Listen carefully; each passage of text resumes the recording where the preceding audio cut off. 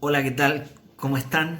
Les volvemos a dar la bienvenida, esta vez a la segunda clase de este bloque de 3 clases que les brindaremos.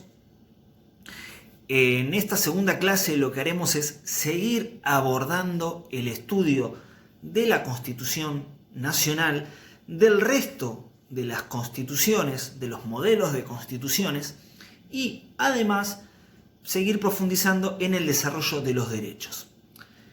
Como habíamos visto hasta ahora y haciendo una especie de recapitulación o de resumen de lo que tratamos la clase pasada, vimos que la Constitución Nacional se sanciona en el año 1853, que esa Constitución, sancionada en 1853, es producto de el consenso logrado luego de muchos años de guerra civil. Habíamos hablado que desde la Revolución de Mayo y la Independencia, o sea, entre el año 1810 y 1816, empiezan los primeros enfrentamientos para ver cómo organizábamos al país. ¿Y qué tiene que ver la Constitución con esto? Bueno, habíamos visto que la Constitución es la ley fundamental de un país, es la ley que instituye al país, o sea, al Estado, de una forma determinada. Y las guerras civiles se daban justamente por esto, para saber de qué forma se iba a organizar el Estado argentino.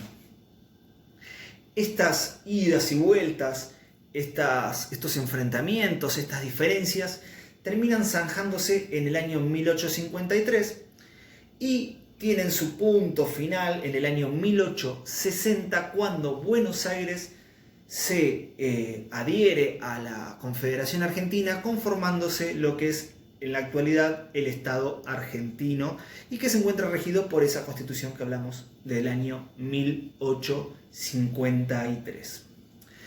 Además de esto, tenemos que saber que la Constitución Nacional no es un producto sui generis, o sea, no es algo que surge de la nada, sino que está inspirada en la Constitución norteamericana.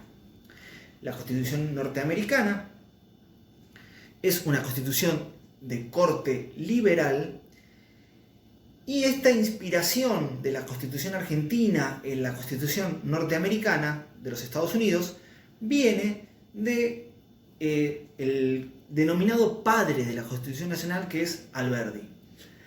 Alberdi, a través de su libro Bases y puntos de partida para la organización política de la República Argentina, brinda en esa obra lo que son los lineamientos que debería tener una constitución.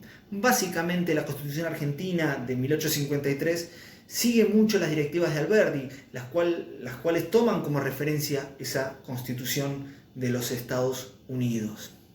Volviendo y recapitulando un poquito con la clase anterior, vimos que la Constitución tenía un preámbulo, que eran como los lineamientos o las aspiraciones que tenían los constituyentes al momento de dictar la Constitución. Vimos también que la Constitución tenía una parte orgánica que hacía a las cuestiones operativas, a cómo el Estado se iba a organizar, ¿sí? A cómo iban a estar distribuidos los poderes, ese único poder delegado por las provincias, cómo se iba a dividir, qué atribuciones iba a tener cada uno de esos poderes. Y por otra parte estaba la parte dogmática, que era la que consagraba los derechos y garantías. Además, lo que vimos es que la Constitución era la ley de leyes, o sea, era la ley suprema, porque todas las leyes que se dictaran iban a tener que ser consecuentes con esa Constitución. No podía haber una ley que contraríe la Constitución. Acuérdense cuando hablamos de las leyes inconstitucionales, que son las leyes que están en contra de la Constitución, por tanto, no deberían ser válidas. Así que bueno, básicamente esto es un pequeño resumen o un pequeño repaso de lo que vimos la clase pasada, con algunos detallecitos que he agregado, pero bueno, más o menos esto es lo que estudiamos hasta ahora de la Constitución. Entonces yo creo que ya deben estar en condiciones de poder hacer el cuestionario que les dejamos a continuación.